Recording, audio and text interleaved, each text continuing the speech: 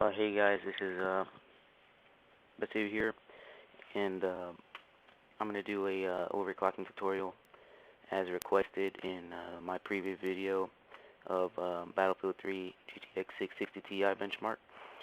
So I was pretty much getting like an extra 10 to 15 frames in a stock MSI overclocked 660 Ti because I overclocked the card a little bit more than what came out the box.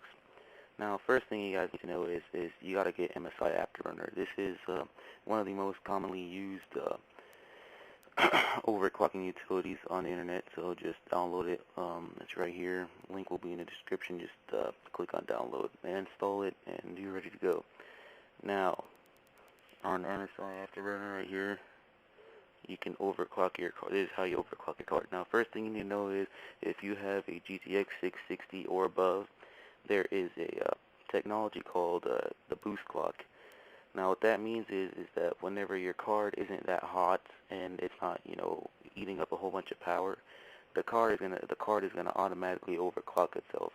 Now every card has a guaranteed boost clock, as seen right here. The 660 Ti overclock version has a guaranteed boost clock of 1097 megahertz. That means that you are going to get at least 1097 megahertz on your boost.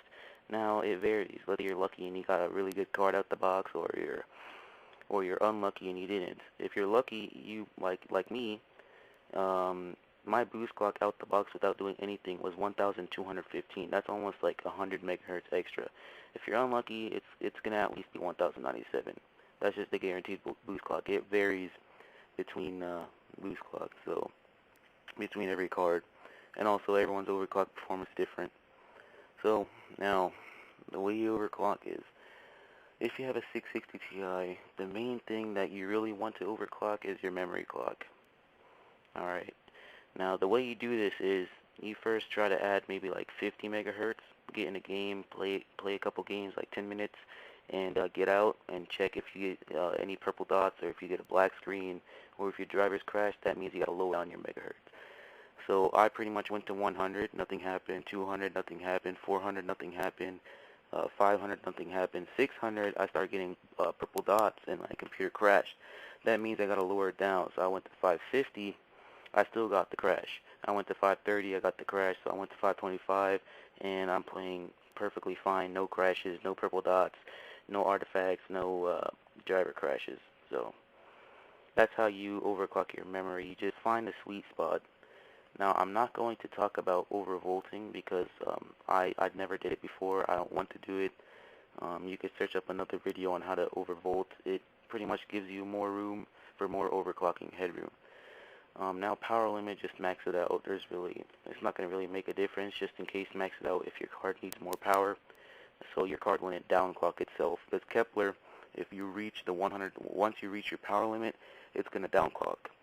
So you don't want that to happen. You want to keep your same, performance. So just max it out. It's not really gonna make you use any more power. With my overclock, I'm barely hit 85%. It's really hard to hit 85%. So just max it out anyway. Now core clock, that's the hard one. That's the one that whenever your card comes out the box, it's going to have a guaranteed core clock of 1097 if you get the overclock version. If you don't have the overclock version, it's 915. So yeah, if you don't have the overclock version, it's 915 megahertz. Now, core clock, same thing as memory clock, but you're not going to jump up to 100 at first. You're going to start off with plus 10. Or wait, no, first thing you need to do is you go to leave Msi Afterburner open after a game of Battlefield or any game that's intense on your GPU. Try just max out the game and turn off VSync and leave Msi Afterburner running in the background. Now once you're done gaming, you get back into Msi Afterburner, you go over here and you search for core clock and you look at your max core clock. That means that's your max boost clock out of the box, just to make sure what your boost clock is. Now, if you want higher than that, you add more. So, see, right now, I didn't even play a game. My max boost clock was 1241. Alright.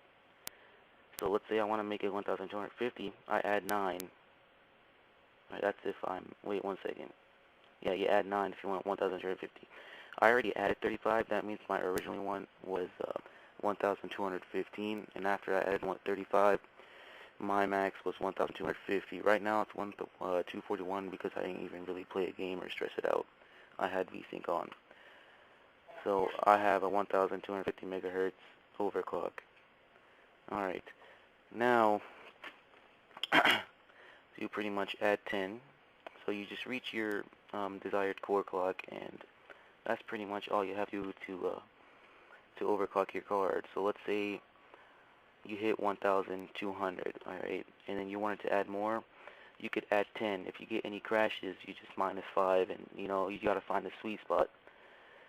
So that's pretty much how you overclock a Kepler GPU, especially the 660 Ti. The core clock isn't gonna really matter that much unless, like for me, this 35 megahertz plus didn't really matter because out of the box mine was already at 1215. The thing that really does matter is your memory clock, because the only difference between the 670 and the 660 Ti is your memory bandwidth speed. On the 660 Ti, it's stock at 144 gigabyte per second. The 670 is 192 gigabyte per second. And the way you figure out your bandwidth after your overclock, like with plus 525, the way you figure out your bandwidth, you got to go download a Tech Power Up GUZ. Just search it up on Google, or I'll just leave a link in the description. You open it up, and right here you put it to the side.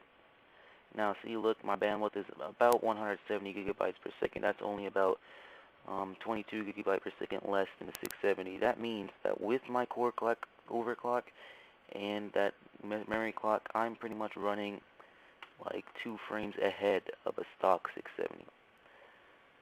But of course, you can just overclock the 670 and beat the 660 Ti. So that's just how it is.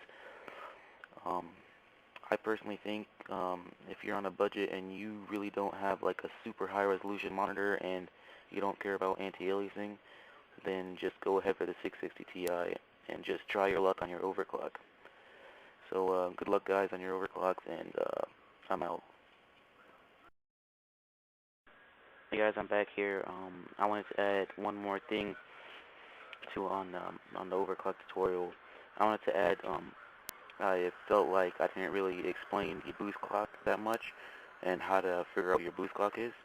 So this is how you figure it out. You pretty much get Msi Afterburner open, click on settings, and you go to monitoring, or no, first go to on-screen display. This is what, you know, that since Msi Afterburner can actually record, and it can also show like your temperature, your fan speed, and all that in the top left corner of your screen. It's called the on-screen display. Now, to use the on-screen display, you have to set a key for toggle on-screen display server blocking. So you just click here, you press whatever key you want, you know, whatever key you want, and then you click OK. Now you go back into settings so you can actually set what you want in this on-screen display. You go to monitoring, and now you choose pretty much what you want to show up. You can actually choose all these, and choose what you want. See how it says in OSD, in on-screen display? You can pretty much click on something and uncheck it if you don't want it in the top left corner.